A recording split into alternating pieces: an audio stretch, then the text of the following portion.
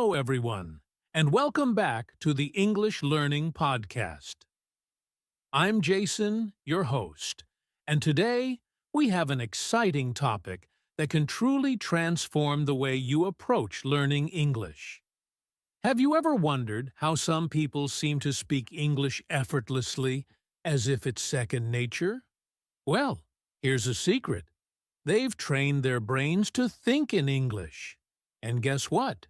You can do it too. Hi there, I'm Julia, your co-host, and I'm thrilled to dive into this topic with all of you today. Thinking in English is a game changer because it helps you stop translating from your native language. That means you'll respond faster, make fewer mistakes, and sound more natural when you speak. Whether you're a beginner or an advanced learner, we've got tips to help you start thinking in English right away. That's right, Julia. So, if you've been struggling with fluency or feeling stuck when trying to form sentences, this episode is for you. Stick around, because by the end of this podcast, you'll know exactly how to train your brain to think in English and take your language skills to the next level. And don't forget, if you're enjoying these episodes, make sure to subscribe and share this podcast with your friends. It really helps us reach more English learners like you. All right, let's get started. All right, now that we've introduced the topic, let's talk about why thinking in English is so important for language learners. When you rely on translating from your native language, it slows you down. You're not just forming a sentence, you're doing double the work. Thinking in one language, translating it, and then saying it. That process can make you feel stuck or unsure. Exactly, Jason. When you train your brain to think directly in English, you skip the translation step altogether. This not only makes you faster at speaking, but also helps you use phrases and expressions that sound more natural in English. For example, idioms and casual expressions don't always translate well into other languages. Right. And it's not just about speed or fluency. Thinking in English helps you understand the language better. You start noticing patterns, sentence structures, and how words are used together. Things that are hard to see if you're always translating. Another big reason is confidence. When you think in English, you're actively practicing the language in your mind. This builds familiarity, so when it's time to speak, the words come to you more naturally. It reduces that fear of making mistakes because you're already used to forming thoughts in English. Great point, Julia. I'd also add that thinking in English helps with listening comprehension. When your brain is tuned to English, you'll understand what others are saying more quickly because you're not mentally converting everything into your native language. And let's not forget, it's a key step toward fluency. Language isn't just about words, it's about mindset. The more you immerse yourself in English, even in your thoughts, the closer you get to becoming fluent. Absolutely. So, whether you're preparing for a conversation, trying to improve your writing, or just aiming to feel more comfortable in English, training your brain to think in the language is a crucial skill. And the best part? Anyone can do it, with the right strategies. Speaking of strategies, in the next part of the podcast, we'll dive into practical techniques you can use to start thinking in English today. Stay tuned. All right, let's move on to some common misconceptions about thinking in English. A lot of learners assume that thinking in English is something only advanced speakers can do. They think, I need a huge vocabulary or perfect grammar before I even try. But that's not true at all. That's such a common belief, Jason, and I hear it all the time. The truth is, anyone can start thinking in English, no matter their level. Even if you only know a few basic words, you can practice forming simple thoughts in English. For example, instead of thinking, I am hungry in your native language, just say it in English, I'm hungry. It's really that simple. Exactly. Another misconception is that you need to live in an English-speaking country to think in English. While immersion helps, you don't need to be surrounded by English speakers to train your brain. With the internet, you can create your own English environment. Watch videos, listen to podcasts, or even label things around your home in English. Right, and some people think that if they make mistakes while thinking in English, it will ruin their learning. But mistakes are a natural part of the process. When you think in English, it's okay to be imperfect. The goal is to get used to forming thoughts, not to have perfect grammar or vocabulary right away. Great point. Another myth I've heard is that thinking in English will somehow make you forget your native language.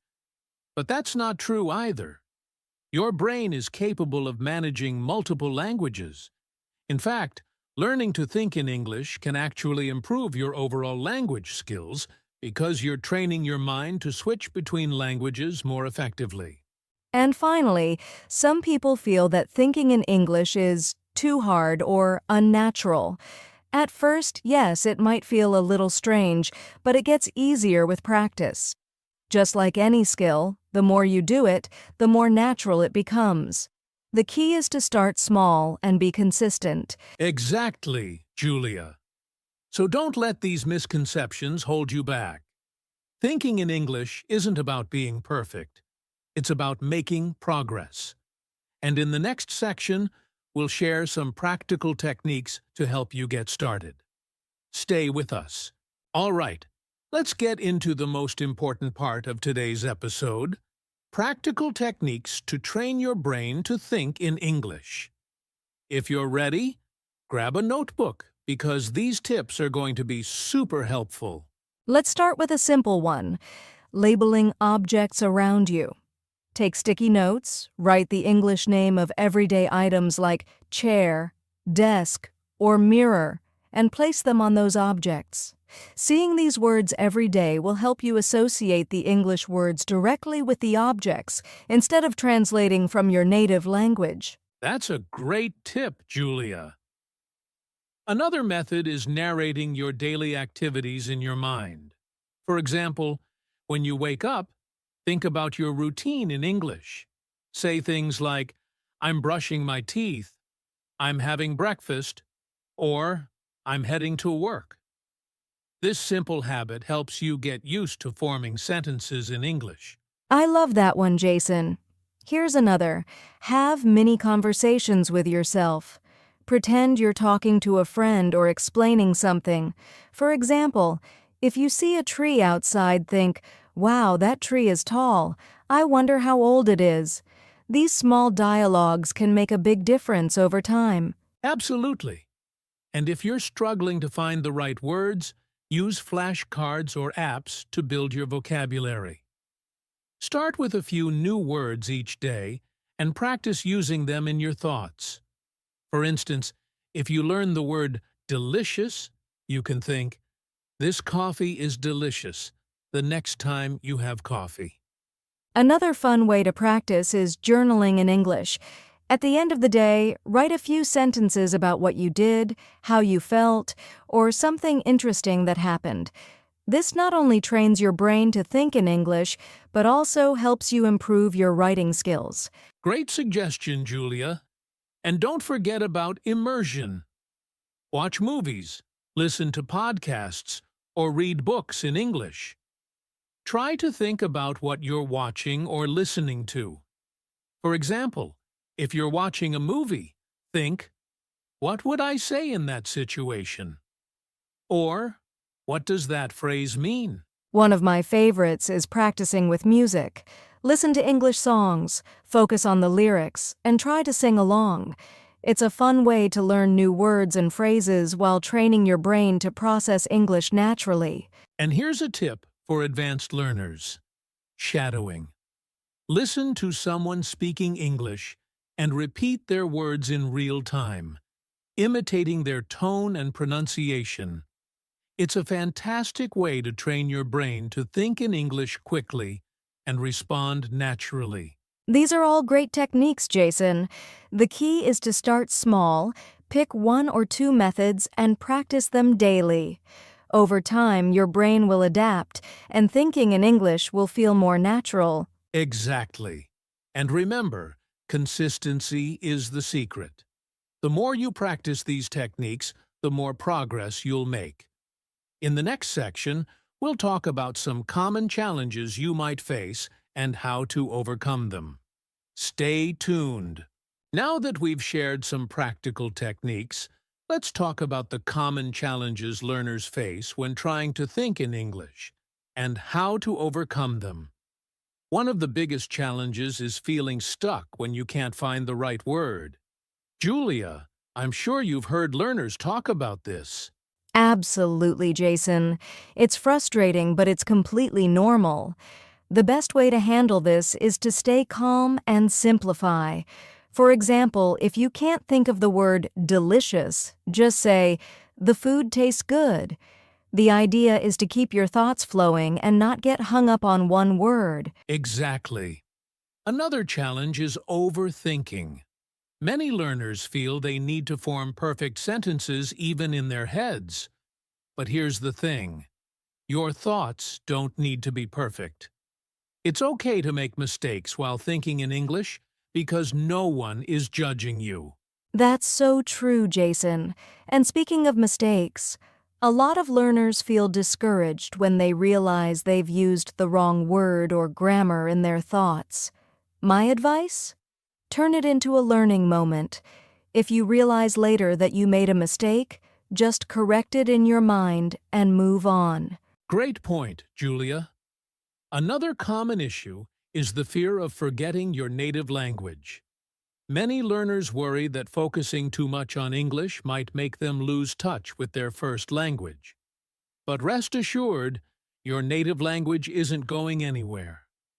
Thinking in English is just a way to strengthen your skills, not replace them. And let's not forget about time. Some people feel they're too busy to practice thinking in English, but you can fit it into your daily life. For example, think in English while commuting, waiting in line, or even cooking. Use those small pockets of time to practice. Another challenge is consistency. It's easy to start strong and then lose motivation. To overcome this, set small goals for yourself, like spending 5 minutes a day thinking in English. It's better to practice a little every day than to do a lot once in a while and then stop. And don't forget to celebrate small wins. If you successfully think in English for a few minutes or learn a new word, give yourself credit. Progress is progress, no matter how small. That's such an important reminder, Julia. Overcoming these challenges is all about patience, persistence, and keeping a positive mindset.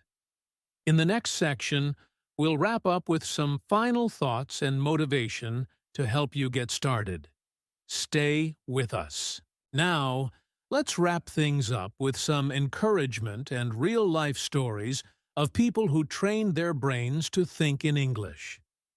These examples prove that it's possible for anyone to make this transition with time and dedication. That's right, Jason. Let me start with a story about a friend of mine. She's from Brazil, and when she first started learning English, she found it difficult to think in anything other than Portuguese. But instead of giving up, she made small changes, like writing her grocery list in English and talking to herself about her day in English before going to bed. In a few months, she noticed that English thoughts started popping up naturally. That's amazing, Julia. And it's such a great example of how small, consistent efforts pay off. I also know someone who worked in a factory in India. He wanted to improve his English to get a better job, so he started narrating his workday to himself in English. Things like, "I'm packing this box," or "I'm cleaning this area." Today, he's fluent in English and works as a manager in a multinational company. Wow, that's inspiring. These stories show that you don't need to be in a classroom or have expensive resources to train your brain. All it takes is creativity and persistence. And remember, you don't have to do it alone. There are so many online communities and resources to support you. Exactly. And let's not forget, it's okay if it feels hard at first. Every learner faces challenges. Even native speakers had to learn their language as children. It's a process for everyone. The key is to celebrate the small wins and trust that you're making progress. Right, Jason. If you ever feel discouraged, remind yourself of why you're learning English. Maybe it's for better job opportunities, traveling, or making new friends. Your motivation will keep you going even when it feels tough. Absolutely. And to everyone listening, just know that you're not alone in this journey. If others can do it, so can you. Start small, be consistent, and don't be afraid to make mistakes. Thinking in English is a skill, and like any skill, it gets better with practice. That's so well said, Jason. Keep believing in yourself, and soon, thinking in English will feel as natural as thinking in your native language. And remember, we're here to support you every step of the way. On that note, let's end today's podcast. Thank you for tuning in, and we hope you found this episode helpful and inspiring. Don't forget to share your progress with us in the comments or on social media. We'd love to hear your story. Yes, and if you have questions or topics you'd like us to cover in the future, let us know. Keep practicing, and we'll see you in the next episode. All right, everyone. As we wrap up today's episode, let's quickly review what we've learned. Thinking in English is a powerful way to improve your fluency. And while it may seem challenging at first, it's absolutely achievable with consistent practice and the right mindset. That's right, Jason. We've shared why thinking in English is important, addressed some common misconceptions, discussed practical techniques, and even talked about overcoming challenges. Remember, the key is to start small and stay patient with yourself. Exactly. Here are a few final tips to help you get started. 1. Set a small goal, like thinking in English for 5 minutes a day. 2. Use tools like flashcards or apps to build your vocabulary. 3. Practice narrating your day in English, even if it's just in your head. And most importantly, don't be afraid to make mistakes. Thinking in English is a process, and every step you take brings you closer to fluency. Celebrate your progress, no matter how small, and keep going. Well said, Julia. Remember, every learner's journey is unique, so don't compare yourself to others. Focus on your own growth and trust that you'll get there with time and effort. Thank you so much for joining us today. We hope this episode has inspired and motivated you to train your brain to think in English. If you enjoyed this podcast, please like, share, and subscribe to our channel for more tips and conversations. And don't forget to let us know in the comments what techniques you'll try or how you've been practicing. We'd love to hear from you.